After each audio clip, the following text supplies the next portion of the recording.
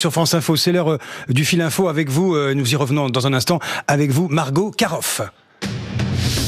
Il devait traverser la France en TGV à partir d'aujourd'hui pour désengorger les hôpitaux d'Île-de-France. Les malades du Covid-19 vont patienter quelques jours, c'est une information France Info. Leur départ est reporté en raison d'un nombre insuffisant de patients correspondant aux critères de transfert. La France recensait 29 975 nouvelles contaminations au coronavirus en l'espace de 24 heures. 408 personnes sont décédées à l'hôpital selon les chiffres de Santé publique France. Le vaccin AstraZeneca est un vaccin très efficace et précieux dans la lutte contre la pandémie.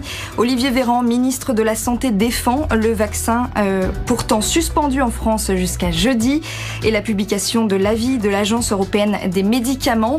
Emmanuel Macron et les premiers ministres italiens, eux, jugent encourageantes les premières déclarations du régulateur européen de la santé.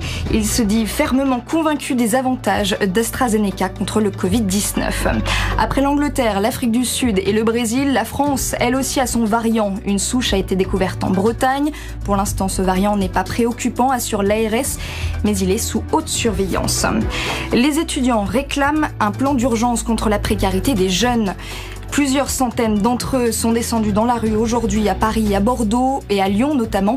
Ils estiment être ignorés par le gouvernement et réclament un retour en cours à 50%. 4 syndicats de la fonction publique appellent à une journée d'action nationale le 6 avril. La CGT, FAFP, FSU et Solidaire se mobilisent pour les salaires, l'emploi et les missions publiques. Ils appellent également les citoyens et les usagers à les rejoindre. France Info. 20h, 21h, les informés, Jean-François Aquili. Le chef de l'État qui consulte, nous sommes un an après l'annonce du premier confinement